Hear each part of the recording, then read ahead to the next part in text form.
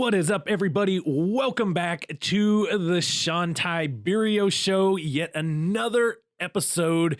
And I'm telling you right now, every small business out there, if you're a small business owner and you're about to listen to this episode, we're going to go over a handful of things that if you ignore them, you will fail. It's just that simple. This is not just me saying this. This is hard, factual evidence that's out there, surveys conducted by the Small Business Administration and a number of other organizations that have been able to prove these are like the secret silent killers of a small business. So you guys know what to do. Get yourself comfortable if you're listening on any podcast player out there, watching this on YouTube, as we are doing video podcast episodes of these. For those of you that like to watch and see us, you can tell I got my coffee in hand. Grab yourself some coffee or your favorite beverage, get something to write some notes on, and let's go ahead and dive in. All right, so before we get really rocking and rolling into the nitty-gritty details, I want to take a second and let's kind of step back for a second here. And let's set the context to what's really going on and why these four crucial areas or items, however you want to look at these, are what are killing small businesses out there. And this is, quite frankly, I actually had this episode planned prior to all of this stuff going on with COVID-19 and the coronavirus. And when you take a pandemic like that, that's really kind of turning small business upside down right now, these get highlighted even more, meaning they kind of get the spotlight shined on them in a business. So these were killing businesses prior to COVID-19 kind of impacting the economic structure that we see. And now even more, these are really going to take an impact on businesses that do not get a grips on them. So over the course of, did a little research here, over the course of 2010 to 2019, 9-year window, there was about 146,000 business startups per year. 146,000 startups. That means anybody that registered as a solo entrepreneur, as a sole proprietor, or formed any kind of an entity out there in the United States in that 9-year window. On average, about 146,000 businesses started a year. With the blow up of MLMs and all these other things, it's no wonder such a large business growth. However, over that same 9-year window, 12,000 businesses got bankrupt or went bankrupt per year. So 146,000 came in, 12,000 were out pretty much consistently year over year over year from 2010 into the tail end of 2019. And that was a study. We found that study, did that research that just got done back in January of 2020. So when you really look at it, that means that less than 1/3 of the companies, and what they looked at was what they call micro companies. Micro companies are the small mom and pop breadwinners like us, like many of you guys listening right now. They're the businesses that have got 1 to 5 employees. That's what's considered a micro company. Less than 1/3, or let me backtrack here. 1/3, right? Less than 1/3 of those micro companies were actually able to survive a 5-year window. So all these businesses come in every year. There's businesses going bankrupt every year. And when we really dialed it down, the small mom and pop, 1 to 5, what they call micro businesses, only about 1/3 of them, not quite even 1/3, could make it to the 5-year window. Sit back for a second and let that sink in. It's like a 33% chance of you surviving 5 years when you ignore these 4 items that we're going to get into today. So I just wanted to set that context, show you just how important this is. This isn't just like hypothetical stuff. This is true factual stuff, looking at some of these companies out there. Now, the SBA And if you don't know who the SBA is, just go Google SBA. It's Small Business Administration. Many of us have heard of them for their funding. They do a number of other things, get some phenomenal programs out there as well.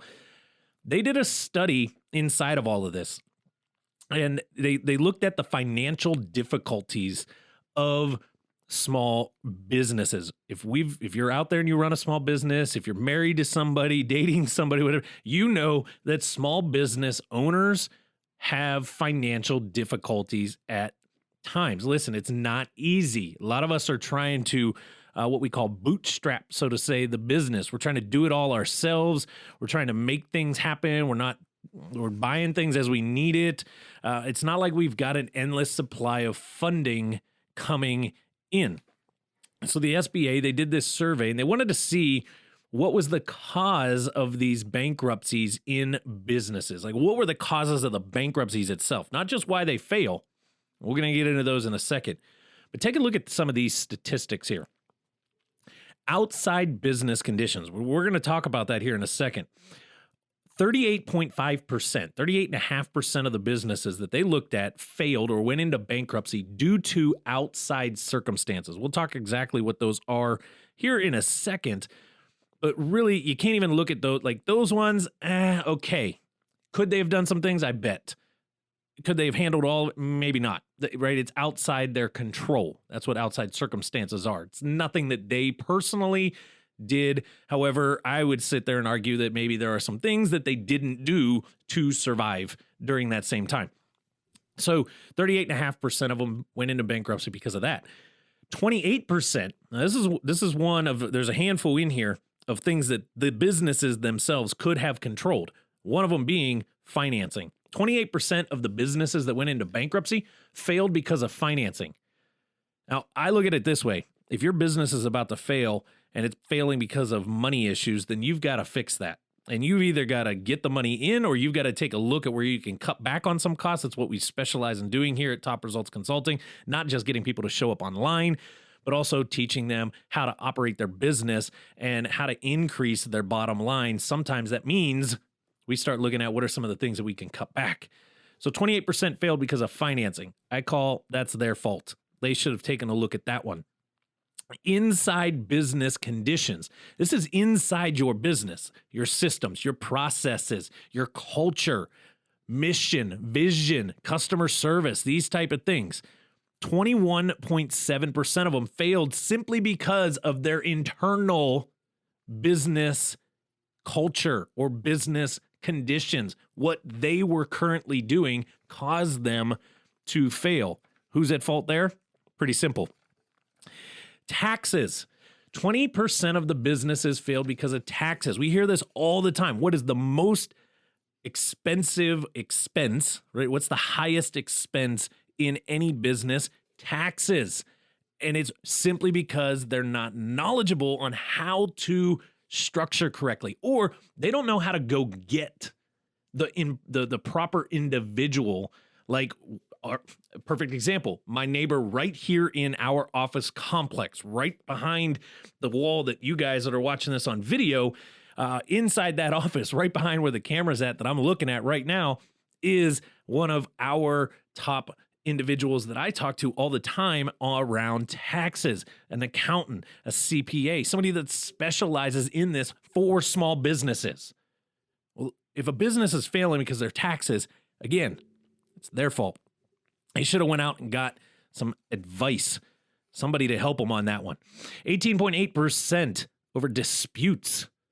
Disputes. That's just poor product, poor service, poor customer service, poor oversight. It's one of the things that my business partner, Roger, at Top Results Consulting, he is so adamant with our developers. When a website goes out from us, when any product goes out from us, any of our SEO work, any of our blogging work, anything that we are doing, he is so meticulous, and rightfully so. It's his division. It's what he handles. And I support with him on that, but he's somebody I look to all the time when it comes to this because he is so meticulous with the way something better look.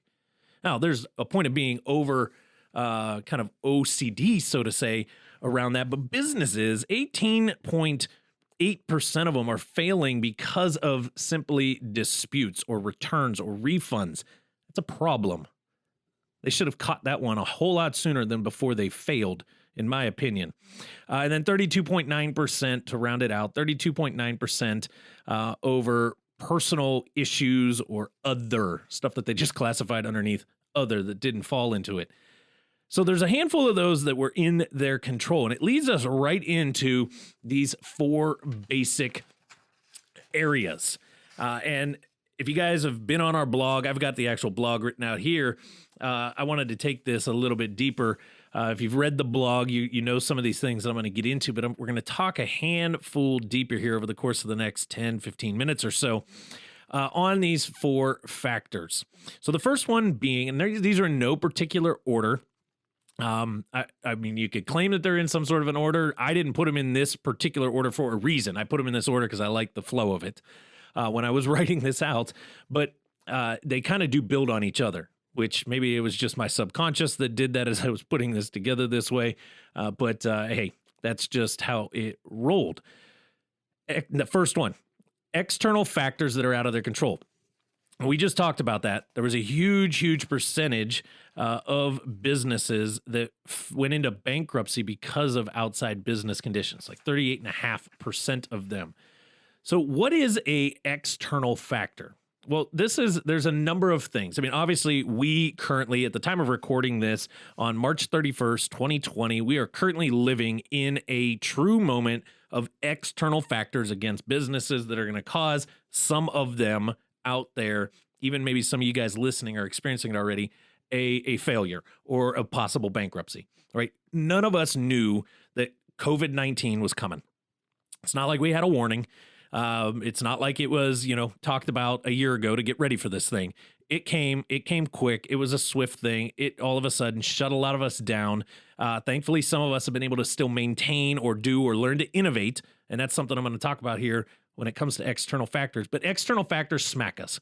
COVID-19, great example of it. Competitor moving into your marketplace, another great example of it. Your largest client moving town, like up and leaving. I know my girlfriend, she's enterprise sales, corporate inside and out, bleeds brown with UPS. But she just had this happen not too long ago up in the Bay Area. One of the divisions of one of her larger clients, they just decided no longer they were going to have that office in that area, wiped out a big chunk of it, consolidated, moved things, whatever the case is. Well, that affects, right? And that's out of her control. If she was a business owner, not in corporate, that would take a massive stab into the revenue source. So we can't control those things. However, businesses are failing because of them. And I say, here's why. They're not figuring out or realizing that they got to make a change, that they got to do something. When an external factor hit, listen, we're all experiencing COVID-19 equally right now. Doesn't matter if you're a large corporation or a brand new business just getting started. COVID-19 smacked all of us, and it's kind of leveling out the playing field, in my opinion. Now, the difference between businesses that are going to thrive and survive through this time and those that won't are the ones that are learning how to innovate, learning how to change, learning how to take this outside condition and make a change, use it to their benefit, figure out how to service around this unforeseen and, quite honestly, unforgiving situation, right? Instead of rolling over, figure out how to change. Now, number 2, failure to plan the direction that your business will go. There's a lot of people out there that say, gotta have a business plan. Gotta have a business plan. And I agree. A business plan is great when you're first getting started. It's really good to put that business plan together, especially if you're going to go out and try to raise capital for your business. However, if you just write that business plan out and then put it in a drawer and never pay attention to it, or if you only wrote that business plan out to use for the funding side and that was all that it was really there for, is that really a plan? So when I look at businesses that are failing because they're not planning and they're not paying attention to where their business is going to go, I simply say it's because they're not doing quarterly reviews. They have no idea from one quarter to the next quarter, from 1 month to the next month, What's the plan? What's the purpose? What's the direction? Where are we taking our business? Just had this conversation with some of our clients on one of our group coaching calls the other day that we're rolling into Q2. Matter of fact, at the time of recording this, it's March 31st. Tomorrow, April 1st, starts quarter number 2. I've already known my plan. Roger and I have already decided what's the goal for Q2, what's our mission, what's our focus, what are we going to put in there. I was already planning that stuff back in January and February. Things were coming up and getting pushed into April, May, June because we knew that that was going to take place in Q2. We're already doing that now for Q3, and we've even got some items into Q4 at this point. That's planning your business. That's knowing which direction your business is going to go, which rolls into the next point. And it's a huge one that I see all the time. Lack of managing their actual business. You see, there's a lot of business owners out there. Some of you guys listening right now, you own a business, but really, if we want to get super real, and that's what we do here on the Show Tiberio Show, the good, the bad, and the ugly, let's get real here. You're married to the business. That business, it owns you. It's managing you. You're not really managing every single day. You're not controlling the direction that your business is going because you got no vision on where that business is going. Therefore, you can't even manage the business. I can't tell you how many of our clients come to us. They've never even held a meeting in their own company. Whether they're single in the business by themselves, they've never even sat down and had a meeting with their own self and thought about something and decided a direction. They got team members. They've never even sat down and talked to those team members and put a plan together or made a mission or figured out what's got to actually happen. Roger and I, we meet on a consistent basis, scheduled. We've got 3 meetings a week scheduled. We don't miss them. Inside of that, pretty much daily, we meet and discuss, talk. They may be 5-10 minute conversations. They might be some quick Facebook messages back and forth or quick exchange of info in our Trello system, whatever the case. We're meeting. We're talking. We're managing the business. We are the controllers, not the business controlling us. It's a huge, huge one that a lot of people are overlooking. And then we roll into the 4th and final one. And this one is a biggie. And here's why. Lack of strategic, note that word, strategic marketing for their business. We're probably going to have to do an episode here soon on the difference between strategic marketing and tactical marketing, because there's a big, big difference. Big difference. And there's a lot of businesses that are trying to be strategic, but really what they're doing is just being tactical. They're just implementing tactics because some quote unquote guru company that sold them some $30, $40, $50, $70, $80,000 package said, hey, do this. Hey, take this system that we built 20 years ago and use it because it worked then. Or, you know what? Just send them this letter. Well, that's a tactic. That is a tactic. That is not being strategic. There's a big, big difference. And we get it all the time. I hear it. At events, whatever the case. Shawn, I'm marketing. I'm putting stuff out there. I'm posting on my Facebook page. I built myself a website on GoDaddy or Wix. Not getting any traffic to it. They said build it and they'll come. Newsflash, folks. This isn't the field of dreams. You're not just going to build some website or just build some marketing campaign and all of a sudden a bunch of people are going to just suddenly miraculously find it. You got to be strategic with it. Think about this. I talk about this quite a bit in the book, Fortifying Your Mind.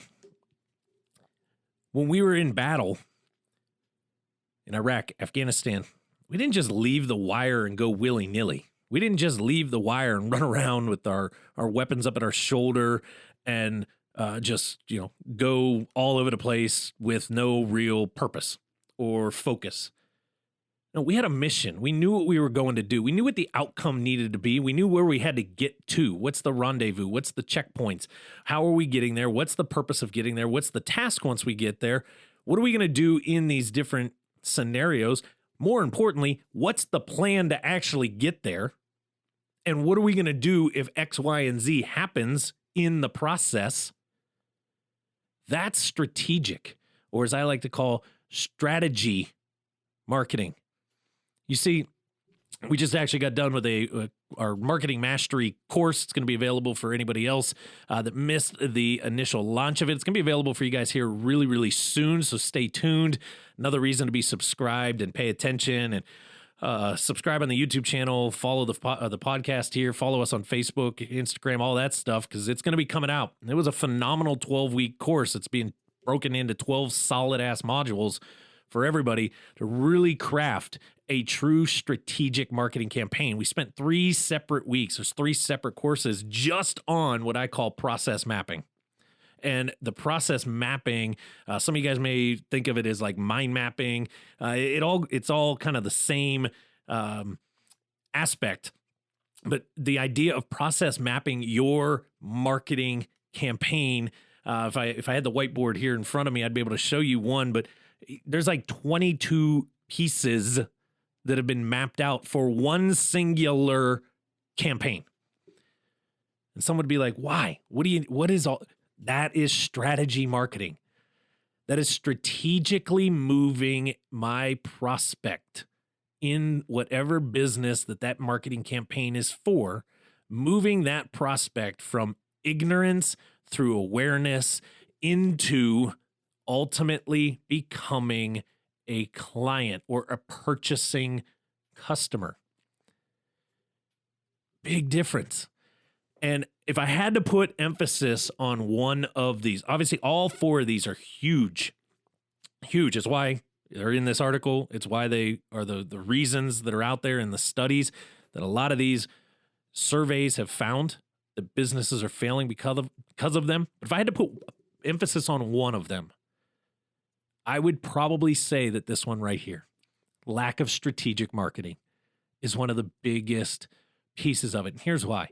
If a business owner cannot put a strategy in place for their marketing, the lifeblood of their business, the piece that just brings kind of the blood flow, so to say, in, if they can't put a plan to that, if they can't strategize that, if they can't take it step by step by step and figure out what it is that they got to do to get their clients from ignorance to awareness to actually a purchasing customer, how are they ever going to run their actual business? How are they ever going to manage their actual business? Because marketing at the end of the day is one of the simplest things in the world, yet we make it so complex because we're out there willy-nillying it. So if we could get a plan, if we can learn to do the strategy side of it, if we can strategize our marketing campaign, now all of a sudden it makes it a little easier for me to actually strategize my business.